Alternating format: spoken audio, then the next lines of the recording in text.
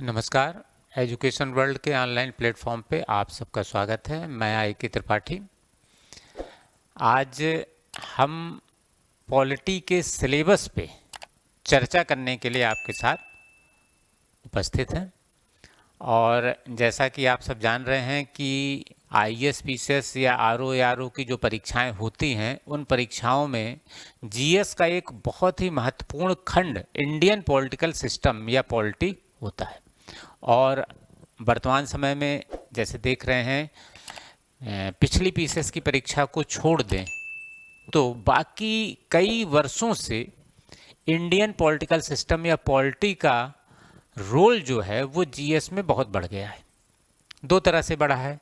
एक तो प्रश्नों की संख्या बढ़ गई है। जीएस में जो प्रश्न आते हैं उनमें पॉलिटी का जो सेक्शन है, पॉलिटी के जो क्वेश्चन है, इसके जो प्रश्न है उनकी संख्या बढ़ गई। एक बात। दूसरी बात क्या हो गई कि जो प्रश्न है वो कॉन्सेप्चुअल ज़्यादा पूछे जाने लगे हैं।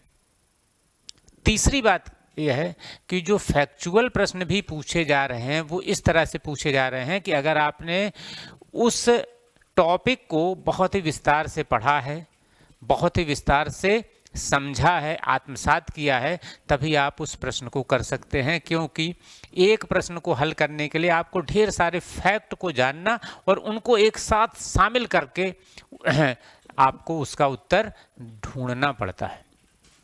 इस तरह से क्या हुआ है कि जो पेपर है जीएस का उसमें कॉन्सेप्चुअल प्रश्नों की संख्या बहुत बढ़ी, फैक्चुअल प्रश्न ऐसे हो गए हैं कि पेपर लेंथी हो जाता है और नंबर ऑफ क्वेश्चंस जो हैं वो पॉलिटी के वो बहुत बढ़ गए। और हमने अपने लंबे अध्यापन काल में, लंबा अध्यापन काल इसलिए कह रहे हैं कि लगभग 12 वर्ष से अधिक का समय हमको हो चुका है आईएएस पीसीएस की परीक्षाओं के लिए इंडियन पॉलिटिकल सिस्टम को पढ़ाते हुए, विद्यार्थियों का मार्गदर्शन करते हुए। ये अनुभव किया इस लंबे अध्यापन काल में कि पॉलिटी के प्रश्नों को करने में वर्तमान समय में विद्यार्थियों को जितनी परेशानी हो रही है वो पहले कभी नहीं हुई। और विशेषकर उनको ज़्यादा कठिनाई होती है जिनका कॉन्सेप्ट पूरी तरह से क्लियर नहीं रहता। जिनका कॉन्सेप्ट क्लियर है उनको ये ऐसे प्रश्न बहुत ही आसान हो जाते हैं, बल्कि फिर पॉलिटी क्या हो जाती है, वो स्कोरिंग हो जाती है। अर्थात किसी दूसरे सेक्शन के प्रश्न अगर गलत भी हो गए तो पॉलिटी के प्रश्न आपको सफलता की ओर ले जाने में विशेष रूप से सहायक हो जाते हैं। लेकिन इसके लिए ज़रूरी है कि हम उसके पाठ्यक्रम को पहले अच्छी तरह से समझ लें और फिर उस पाठ्यक्रम में जितनी चीज़ें दी गई हैं उनको क्रम से, व्यवस्थित क्रम से इस तरह से पढ़ें कि वो सब चीज़ें हमें अच्छी तरह से समझ में आती चले। क्योंकि एक टॉपिक दूसरे टॉपिक से जुड़ा हुआ होता है और पॉलिटी में तो ऐसा रहता ही है कि अगर आप किसी एक टॉपिक पे चर्चा शुरू करें तो वो चर्चा इतनी रोचक होती है, ये विषय इतना रोचक है कि आपका मन करता है कि पूरी पॉलिटी को हम एक दिन में ही एक साथ ही पढ़ डालें। हालांकि ये संभव नहीं होता है, लेकिन इच्छा ऐसी होती है क्योंकि सब एक दूसरे से बहुत जुड़े हुए हैं और सारी चीज़ों को एक साथ जानने का मन करता है। तो अगर हमें ये विषय समझ में आ गया तो फिर इससे जुड़े हुए प्रश्नों को हम बहुत आसानी से कर लेते हैं। तो आइए हम पॉलिटी के सिलेबस पे चर्चा शुरू करते हैं और पॉलिटी के सिलेबस में क्या क्या चीज़ें हैं, किस क्रम में हम पढ़ाएंगे, ये हम देख लेते हैं। सिलेबस में सबसे पहले हमें पढ़ना होगा संवैधानिक विकास। क्योंकि जब हम संविधान पढ़ते हैं तो संविधान विकास का परिणाम हमेशा होता है, चाहे वह लिखित संविधान हो या इंग्लैंड की तरह का विकसित संविधान हो, लेकिन वो विकास का परिणाम अवश्य होता है। उसके यहाँ तक आने में जो आधार रहता है वही हमें पढ़ना है, संवैधानिक विकास। और भारत का संवैधानिक विकास कब से प्रारंभ होता है? जब भारत में अंग्रेजों का शासन था, 1773 का रेगुलेटिंग एक्ट आया, वहां से हम पढ़ने की शुरुआत करेंगे और इस पर प्रश्न लगातार पूछे जाते रहे, हर परीक्षाओं में पूछे जाते रहे। तो सबसे पहले हम संवैधानिक विकास को पढ़ेंगे, उसके बाद संविधान सभा का गठन पढ़ेंगे, क्योंकि भारत का संविधान किसने बनाया है? संविधान सभा ने बनाया। तो सब हम संविधान सभा का गठन पढ़ेंगे, इससे भी प्रश्न आपको पूछे जा रहे हैं। उसके बाद फिर संविधान का निर्माण संविधान सभा ने कैसे किया, इसको पढ़ेंगे। और जब संविधान का निर्माण हो गया तो संविधान में किन किन देशों से स्रोत लिए गए, क्या स्थितियां रहीं, और कहाँ किन किन देशों से कौन कौन स्रोत लिए गए, कुल कितने देशों से स्रोत लिए गए और किस देश से क्या क्या लिया गया, इन सबको भी पढ़ेंगे। और फिर भारत के संविधान पे आ जाएंगे। सबसे पहले पढ़ेंगे भारत के संविधान की प्रस्तावना, और फिर प्रस्तावना पढ़ लेने के बाद में संविधान की विशेषताएं अपने आप स्पष्ट हो जाएंगी। इन विशेषताओं को पढ़ेंगे और फिर स्थिति क्या आएगी कि हम भारत के संविधान के भाग 1 से अध्ययन करना प्रारंभ करेंगे। लेकिन एक बात ध्यान रखेंगे कि सारे भाग को क्रम से एक के पीछे एक नहीं पढ़ना है, बल्कि इस तरह से पढ़ना है कि जो चीज़ें एक दूसरे से जुड़ी हैं, एक दूसरे पे आधारित हैं, उनको उस क्रम में पढ़ेंगे। तो सबसे पहले पढ़ेंगे संघ और उसका राज्य क्षेत्र, भाग 1 के अंतर्गत है। फिर उसके बाद में नागरिकता, भाग 2 के अनुच्छेद 5 से 11 तक में नागरिकता के प्रावधान है, और अनुच्छेद 11 में संसद को नागरिकता पर कानून बनाने का अधिकार है, और उसी कानून के आधार पे, संसद द्वारा बनाए गए कानून के आधार पे भारत की नागरिकता प्रदान की जाती है या समाप्त की जा सकती है। तो इन सारी चीज़ों को हम इसमें विस्तार से पढ़ेंगे। और उसके बाद में मूल अधिकार, भारत के संविधान में जो कुछ हमें पढ़ना है उसमें जो कुछ बहुत ही महत्वपूर्ण टॉपिक हैं उनमें से एक है मूल अधिकार। हर बार इस पे कोई ना कोई प्रश्न अवश्य आता है और कभी कभी एक से ज़्यादा प्रश्न भी आते हैं। मूल अधिकार के बाद में फिर हम पढ़ेंगे मूल कर्तव्य तुरंत। भले ही इसका वर्णन भाग 4 का में किया गया है और नीति निर्देशक तत्व 4 में है, लेकिन पहले हम मूल कर्तव्य को पढ़ लेंगे, क्योंकि मूल अधिकार हमने पढ़े, अधिकारों के साथ सीधे कर्तव्य पढ़ लेंगे। तब उसके बाद में फिर राज्य के नीति निर्देशक सिद्धांत या नीति निर्देशक तत्व पढ़ेंगे। इसके बाद फिर हम संघ की कार्यपालिका पढ़ेंगे। संघ की कार्यपालिका के अंतर्गत क्या क्या अध्ययन करना है हमें, देख लीजिए। भारत के राष्ट्रपति, उपराष्ट्रपति, प्रधानमंत्री और उप प्रधानमंत्री, मंत्रिपरिषद और मंत्रिमंडल, इन सबको विस्तार से पढ़ेंगे। और फिर भारत में महान्यायवादी, महान्यायवादी के बाद नियंत्रक एवं महालेखा परीक्षक, और फिर पढ़ेंगे संसद। अब आप देख रहे हैं कि भाग 5 में संघ की कार्यपालिका और विधायिका और न्यायपालिका तीनों का उल्लेख है, लेकिन यहाँ पर हम केवल कार्यपालिका और विधायिका पढ़ेंगे और उसके बाद फिर हम आ जाएंगे राज्यों की कार्यपालिका पर, क्योंकि हमें न्यायपालिका को एक साथ पढ़ना है। न्यायपालिका को जब हम पढ़ेंगे एक साथ तो सर्वोच्च न्यायालय, उच्च न्यायालय, अधीनस्थ न्यायालय एक साथ पढ़ेंगे। तो हम केवल संविधान के जो भाग हैं उनको क्रम से नहीं पढ़ना है, बल्कि इस तरह से पढ़ना है कि वो जो चीज़ें एक दूसरे से जुड़ी हुई हैं वो एक साथ में हम उनका अध्ययन कर लें। तो संघ की कार्यपालिका पढ़ेंगे, फिर संघ की विधायिका या संसद पढ़ेंगे, फिर राज्यों की कार्यपालिका पढ़ेंगे। इसमें पहले राज्यपाल, फिर मुख्यमंत्री, फिर मंत्रिपरिषद और महाधिवक्ता। और जब मुख्यमंत्री पढ़ेंगे तो मुख्यमंत्री के साथ उप मुख्यमंत्री का भी अध्ययन कर लेंगे, क्योंकि कुछ राज्यों में उप मुख्यमंत्री पद भी सृजित कर लिया गया है।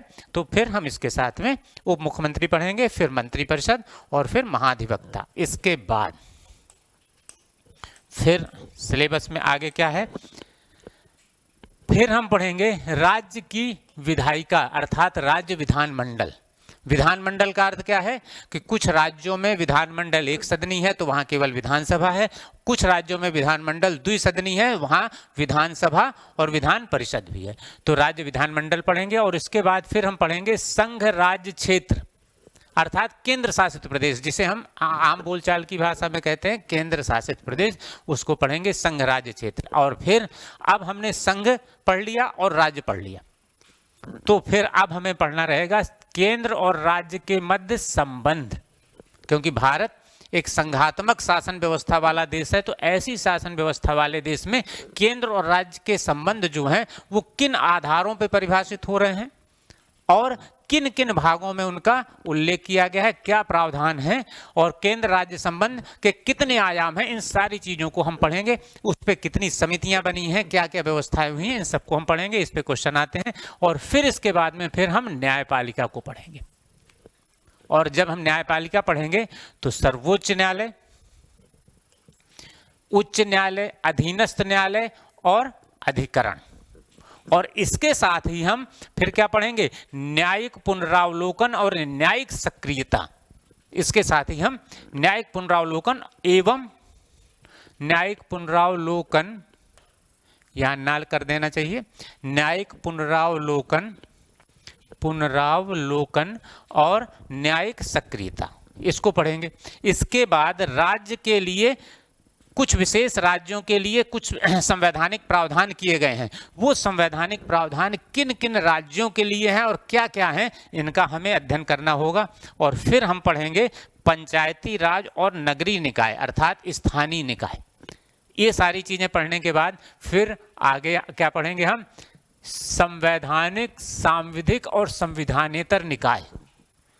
और यहीं हम सबसे पहले इसका अंतर भी समझेंगे कि संवैधानिक निकाय क्या होते हैं, सांविधिक निकाय क्या होते हैं और संविधानेतर निकाय क्या होते हैं, इनमें क्या अंतर होता है, पहले इसको समझेंगे। और फिर इन सारे निकायों को पढ़ेंगे, जैसे क्या क्या है आपको सिलेबस में, कहाँ कहाँ से प्रश्न आते हैं, वित्त आयोग, निर्वाचन आयोग। और निर्वाचन आयोग पे प्रश्न जरूर आना है, क्योंकि जब चुनाव चल रहा है तो चुनाव के समय निर्वाचन से संबंधित कोई ना कोई प्रश्न अवश्य ही आ जाता है आपके एग्जाम में। फिर संघ लोक सेवा आयोग, राज्य लोक सेवा आयोग, फिर अनुसूचित जाति आयोग, अनुसूचित जनजाति आयोग और इसके साथ ही पिछड़ा वर्ग आयोग। और फिर पढ़ेंगे राष्ट्रीय मानवाधिकार आयोग, राज्य मानवाधिकार आयोग, केंद्रीय सतर्कता आयोग, केंद्रीय सूचना आयोग, फिर लोकपाल और लोकायुक्त, इसको पढ़ेंगे। और फिर सीबीआई। इन सबको पढ़ने के बाद में फिर हम सिलेबस पे आगे की ओर बढ़ जाएंगे। सिलेबस पे आगे की ओर बढ़ेंगे तो देखते हैं सिलेबस में आपके क्या क्या है, कहां से प्रश्न आते हैं। फिर क्या रहेगा, लोक सेवाएं। लोक सेवाएं जो है आपका, चूंकि संविधान और राज्य व्यवस्था पूरी पढ़नी है, मतलब कॉन्स्टिट्यूशन और गवर्नेंस पूरा पढ़ना है, तो लोक सेवाओं में क्या क्या हम पढ़ेंगे, कैबिनेट सचिव और मुख्य सचिव। कैबिनेट सचिव और मुख्य सचिव के बारे में पढ़ेंगे, उनके बीच के अंतर को पढ़ेंगे, और जिलाधिकारी, ये तीनों। और फिर सहकारी समितियां, आपके सिलेबस में सहकारी समितियों का भी उल्लेख है। और सहकारी समितियां भारत के संविधान के किस भाग में है, सहकारी समितियां गठित करने का अधिकार किस प्रकार का अधिकार है, सहकारी समितियों में कितने सदस्य हो सकते हैं, निदेशक अधिकतम कितने हो सकते हैं, उसके सारे प्रावधान पढ़ेंगे। फिर राजभाषा, राजभाषा के जो प्रावधान है, इन सब को पढ़ने के बाद में फिर आपको सिलेबस में जो कुछ उल्लेखित है और जहां जहां से प्रश्न आपको पूछे जा सकते हैं उनको हमें इसी क्रम में पढ़ते चलना है। फिर हम राजनीतिक दल और दबाव समूह को पढ़ेंगे, और इसके बाद मतदान व्यवहार, चुनाव सुधार और दल बदल कानून पढ़ेंगे। और ये सब बहुत ही इंपॉर्टेंट टॉपिक हैं। मतदान व्यवहार किन किन बातों से प्रभावित होता है, लोगों का जो वोट करते हैं लोग, उन पर किन बातों का प्रभाव पड़ता है और ये किस तरह से परिवर्तित हो रहा है वर्तमान समय में, इन सारी चीज़ों को हमें पढ़ना होगा। और चुनाव सुधार क्या क्या हुए हैं, कब कब हुए हैं, कैसे हुए हैं, उनका क्या इफेक्ट आया है, ये सारी चीज़ें हमें पढ़नी होंगी। और फिर दल बदल कानून कब आया और वर्तमान समय में वह किस रूप में है, उसके क्या इम्पैक्ट हैं भारत की शासन व्यवस्था पे, इस सब को पढ़ेंगे।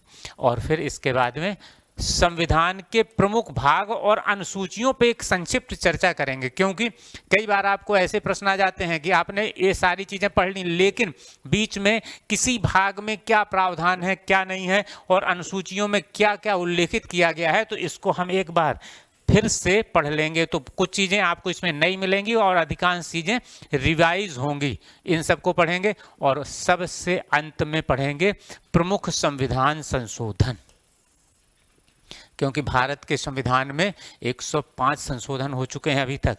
तो प्रमुख संविधान संशोधन कौन कौन से हैं, उनके द्वारा क्या व्यवस्थाएं की गई हैं, इन सारी चीज़ों को हम इसके द्वारा पढ़ डालेंगे। तो इस तरह से ये सिलेबस जो हमारा होगा वो हमें इसी क्रम में इस तरह से पढ़ना रहेगा।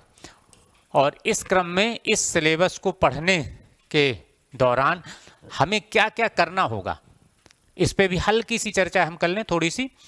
कि जैसा कि हमने आपको बताया कि कॉन्सेप्चुअल प्रश्न बहुत पूछे जा रहे हैं, तो इस कारण हम इसके कॉन्सेप्ट जो हैं उन कॉन्सेप्ट को पूरी तरह से क्लियर करते हुए आगे बढ़ेंगे, क्योंकि कॉन्सेप्ट जब हमारा क्लियर हो जाता है तो उससे जुड़े कॉन्सेप्चुअल प्रश्न तो हम सही कर ही लेते हैं, जो फैक्चुअल प्रश्न होते हैं वो भी सही कर लेते हैं, क्योंकि हमारे पास फैक्ट्स का एक बड़ा संग्रह हो जाता है। तो इन सारे विषयों पर हम अपने कॉन्सेप्ट को पूरी तरह से क्लियर करके फिर आगे बढ़ेंगे।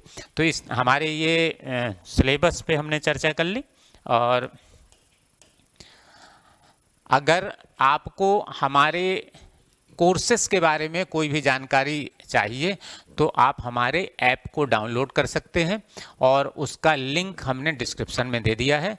और हमारे ऐप पे बहुत से कोर्स संस्था की तरफ से संचालित किए जा रहे हैं। आप अपना मनपसंद कोर्स परचेज कर सकते हैं, और वो भी काफ़ी अधिक छूट पर परचेज कर सकते हैं, और अपनी परीक्षाओं की तैयारी अच्छी तरह से करके अपनी सफलता को सुनिश्चित कर सकते हैं। Thank you.